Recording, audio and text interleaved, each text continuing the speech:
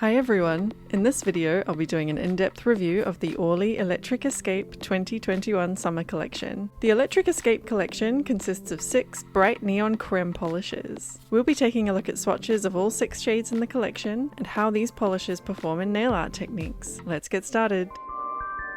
The first shade I'm swatching is called Synthetic Symphony. This is an intense, cool purple shade. The formula is fairly typical of an Orly polish. They tend to be a bit thinner in consistency than other brands, and with this shade I got full coverage in 2 coats.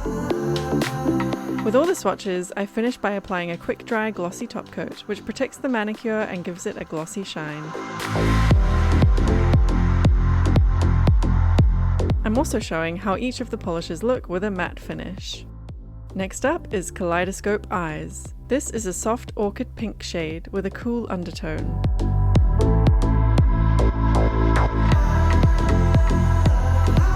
This shade is a bit more sheer, and I thought I had achieved full coverage in 2 coats, but once that dried I realized I needed a 3rd coat, which I haven't shown on camera. The color of this polish is absolutely gorgeous. Here is Kaleidoscope Eyes with a glossy top coat, and here it is with a matte top coat. Next up, we have Artificial Orange. This is an intense neon coral shade. It's showing up as a bit more orange on my camera, so I'm showing a color-corrected swatch on screen. This polish had impressive coverage for a neon shade, and I obtained full coverage in 2 coats.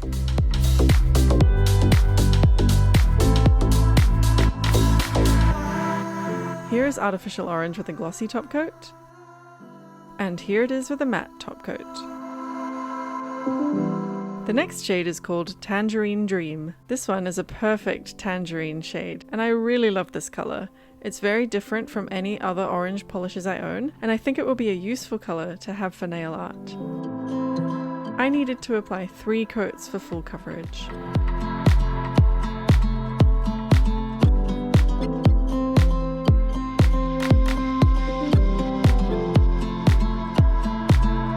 Here is Tangerine Dream with a glossy top coat, and here it is with a matte top coat. The next shade is called Neon Paradise. I would describe this one as a neon pear green. And again, I love the color a lot, but unfortunately the coverage of this polish is not very good. I applied 4 coats and still felt like I had some visible nail line, which I think you'll be able to see in the full hand shots. This is pretty disappointing. No one wants to have to apply 4 to 5 coats just to get full opacity.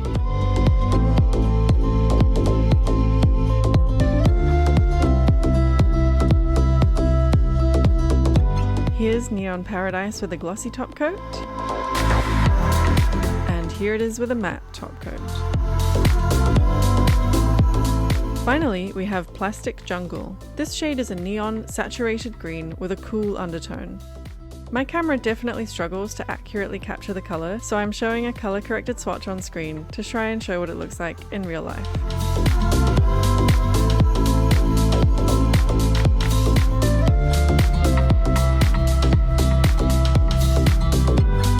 Here's Plastic Jungle with a glossy top coat, and here it is with a matte top coat. Here are the 6 shades side by side. If you're enjoying this review so far, please consider clicking the like button. And now it's time for some nail art. I tested these polishes for doing sponged gradients, stamping, and water marbling, so let's see how they perform. To do a sponged gradient, I'm using a makeup sponge and 3 different shades from the collection, taking care to overlap the colours on the sponge. I started off with 1 coat of white polish on my swatch sticks, which allows the neon colours to really pop.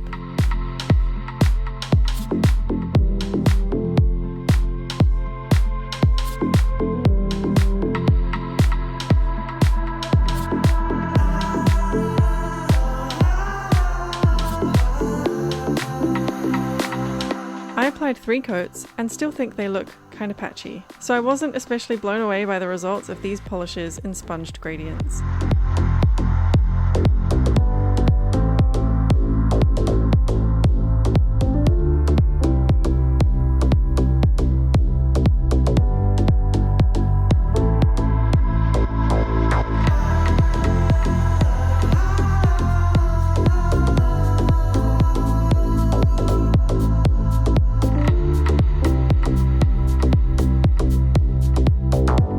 formulas of Orly polishes are thinner than many other brands, and I think this is one of the downsides for potentially using them in nail art. I'm not dedicated enough to do more than 3 coats for any sponge gradient, so these polishes just might not be the best for that purpose. Next up, I wanted to see how these polishes could be used for nail stamping. Obviously, as these are not designed for stamping, they're not as pigmented as stamping polishes. However, since neons tend to look great over white polish, I thought I would test how they look stamped over a base of white. I'm using 2 coats of Holotypo's Not Milky White as the base. I'm using this plaid design and all 6 polishes to see how all of them pick up and transfer. The polishes picked up reasonably well from the plate. There were some small gaps, which I think is a product of the thin formula of the polishes, but otherwise the transfer was pretty good. I think some of these shades work better than others. Unfortunately, both Kaleidoscope Eyes and Neon Paradise are really not pigmented enough to stand out, but the other shades look decent, and I can imagine using them for stamping over a light background.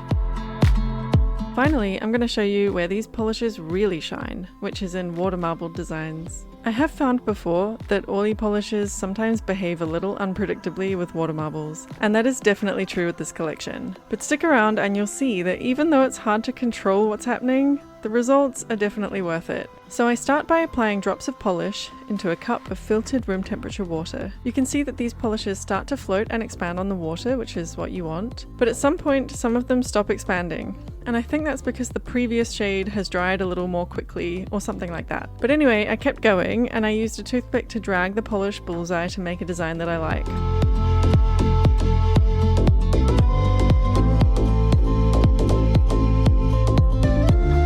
I'm then dunking a swatch stick that has a coat of white polish into the part of the design that I want and using a toothpick to clear away the excess polish from the surface of the water before pulling the swatch stick out.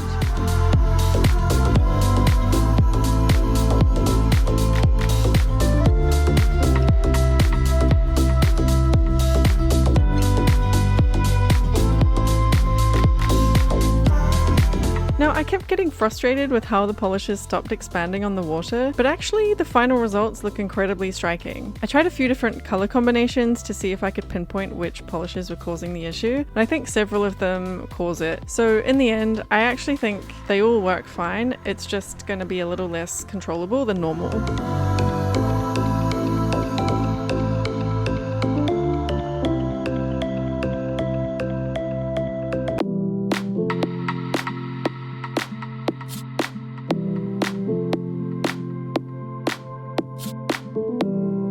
You can also see that sometimes they've actually blended together, which is not normally what happens in a water marble, but with these shades it actually ends up looking really cool and unique.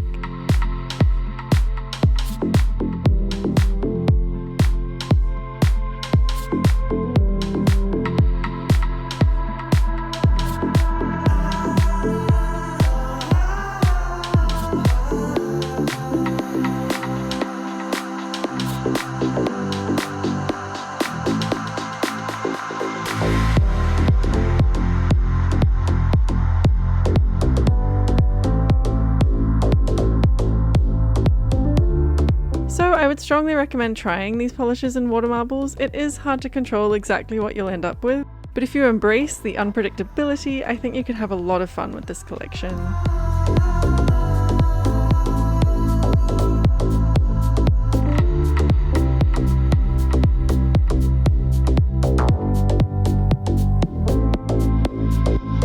So, final thoughts. I love the colors in this collection. I think it's a surprising selection of neon shades that can work together in lots of different combinations. I was a bit disappointed with the lack of opacity of a couple of the shades, and I probably wouldn't turn to this collection for sponged gradients or nail stamping, but I love the way they look in water marble designs, and they are all absolutely stunning colors to wear just as a basic manicure. Now I'd like to know what you think.